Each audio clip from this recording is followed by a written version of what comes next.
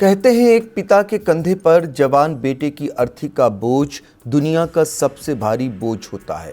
लेकिन जब उसी बेबस पिता को अपने कलेजे के टुकड़े की बेजान देह को पाने के लिए सड़क पर झोली फैलानी पड़े और समाज की संवेदनहीनता के आगे गिड़गिड़ाना पड़े, तो समझ लीजिए कि हमारी पूरी व्यवस्था और इंसानियत भी उस निजी अस्पताल के वेंटिलेटर पर दम तोड़ चुकी है।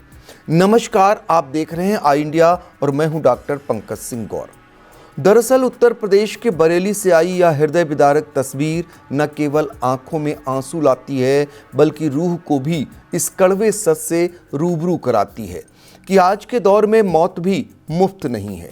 बदायूं के दातागंज क्षेत्र के रहने वाले एक 24 वर्षीय युवक का कसूर सिर्फ इतना था कि वह 1 दिसंबर को सड़क हादसे का शिकार हो गया, जिसके बाद उसे नई जिंदगी की आस में बरेली के पीलीभीत बाईपास स्थित एक आलीशान निजी अस्पताल में भर्ती कराया गया। 14 दिनों तक पिता की पथराई आंखें अस्पताल के गलियारों में इस उम्मीद में टिकी रहीं कि उसका बेटा फिर से खड़ा होगा। सिर का बड़ा ऑपरेशन हुआ, दवाइयों का अंबार लगा, लेकिन नीयत को कुछ और ही मंजूर था और युवक ने अंतिम सांस ली। मौत के उस सन्नाटे के बीच जब गमगीन परिवार को सांत्वना की जरूरत थी, तब जो कुछ हुआ वह और भी शर्मसार कर देने वाला है। आरोप है कि अस्पताल प्रबंधन ने उनके हाथ में 2.5 लाख रुपए का वह सफ़ेद कागज थमा दिया, जिसने एक मृत बेटी और उसके अंतिम संस्कार के बीच दीवार खड़ी कर दी।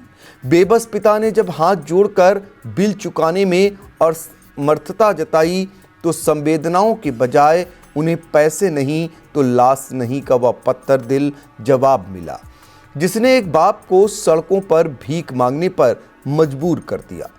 वह मंजर रूह कपाने वाला था जब एक पिता अस्पताल के बाहर राहगीरों के आगे हाथ फैलाकर अपने बेटे की लाश के लिए चंद रुपयों की भीख मांग रहा था। एक ऐसी भीख जो रोटी के लिए नहीं, बल्कि एक पिता के अंतिम धर्म को निभाने के अधिकार के लिए थी। इस पूरी घटना का वीडियो जब सोशल मीडिया पर वायरल हुआ तो देखने वाले सन्न रह गए। क्या हम ऐसे समाज में रह रहे हैं जहां लाशों का भी सौदा होता है? हालांकि जब यह मामला सुर्खियां बना और प्रशासन की नज़रें तिरछी हुईं, तो अस्पताल प्रबंधन ने तुरंत सुरक्षा कवच पहन लिया और सभी आरोपों को एक सिरे से नकारते हुए इसे षड्यंत्र करार दे दिया। मैनेजर रजत पटेल और कर्मचारी रमेश के मुताबिक उन्होंने मानवता के नाते कई दवाइयां फ्री दी और अंत में पूरा बिल भी माफ़ कर दिया था।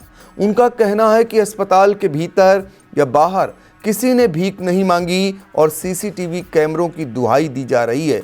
लेकिन सवाल यह उठता है कि अगर सब कुछ इतना ही पारदर्शी था, तो एक पिता की रुलाई और उसकी फैली हुई झोली का वह वीडियो आखिर किस दर्द की गवाही दे रहा है?